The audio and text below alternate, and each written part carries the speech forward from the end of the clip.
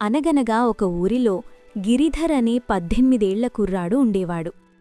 అతను ఎప్పుడూ తన స్నేహితుడి గురించో లేదా బయట జరిగిన ఒక విషయం గురించో పూర్తి వివరాలు తెలియకుండానే వాడింతే, వాడు కావాలనే ఇలా చేశాడు అని తల్లితో వాదించేవాడు.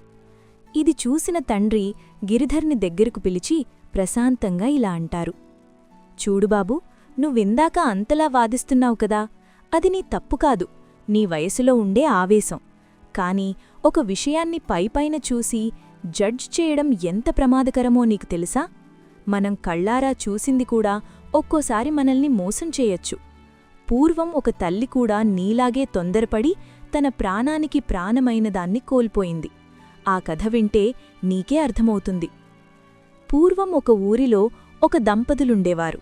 వారికొక పసిపాప ఉండేది. వారు తమ ఇంట్లో ఒక కుక్కను కూడా ఎంతో ప్రేమగా పెంచుకునేవారు. ఆ కుక్క ఆ పాపను తన ప్రాణంలా భావించి ఎప్పుడూ కాపాడుతూ ఉండేది. ఒకరోజు తల్లి నీళ్లకోసం బయటకు వెళుతూ పాపకు తోడుగా కుక్కను ఉంచి వెళ్ళింది.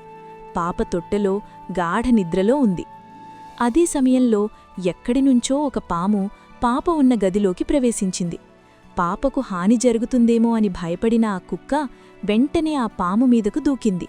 భీకరమైన పోరాటం తర్వాత ఆ కుక్క పామును చంపేసింది. ఆ పోరాటంలో దాని నోటికి పాము రక్తం అంటుకుంది. ఇంటికి తిరిగి వచ్చిన తల్లి వాకిట్లోనే రక్తం మరకలతో ఉన్న కుక్కను చూసి నిర్ఘాంతపోయింది. లోపల తన పాపను ఆ కుక్కే చంపేసిందని పొరబడింది. నేను నమ్మి వెళితే నా బిడ్డనే చంపేస్తావా అనే ఆవేశంతో అసలు లోపల ఏం జరిగిందో ఒక్క క్షణం కూడా ఆలోచించకుండా తన చేతిలో ఉన్న బరువైన నీళ్లకుండను ఆ కుక్క మీదకు విసిరికొట్టింది. ఆ దెబ్బకు ఆ విశ్వాసపాత్రమైన కుక్క అక్కడికక్కడే ప్రాణాలు విడిచింది. లోపలికి వెళ్లి చూస్తే పాప క్షేమంగా నిద్రపోతోంది. పక్కనే ముక్కలుగా పడి ఉన్న పాము కళేభరాన్ని చూసి ఆ తల్లి గుండె పగిలింది. తన బిడ్డను కాపాడిన ప్రాణిని, ఆ రక్తం మరకల వెనుక ఉన్న నిజాన్ని తెలుసుకోకుండా చంపేశానని ఎంతో ఏడ్చింది. కాని పోయిన ప్రాణం తిరిగి రాదు కదా. చూసావా నాన్నా, ఆ తల్లికి కుక్క నోటికి ఉన్న రక్తం మాత్రమే కనిపించింది. కాని ఆ రక్తం చంపబడిన పాముదని ఆమె ఆలోచించలేదు. నువ్వు కూడా ఇందాక అలాగే ఆవేశపడ్డావు. మనం ఇతరుల గురించి వినేది సగమే, మనం కళ్లతో చూసేది కూడా పూర్తి నిజం కాకపోవచ్చు.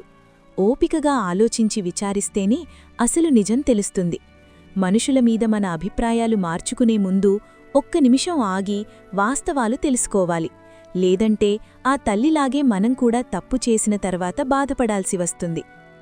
నీతి: అత్యుత్సాహం లేదా అతికోపం ఈ రెండూ మన విఘ్నతను చంపేస్తాయి. ఏ విషయాన్నైనా లోతుగా పరిశీలించకుండా ఒక నిర్ణయానికి రావడం వల్ల విలువైన బంధాలను, నమ్మకాన్ని కోల్పోయే ప్రమాదం ఉంటుంది.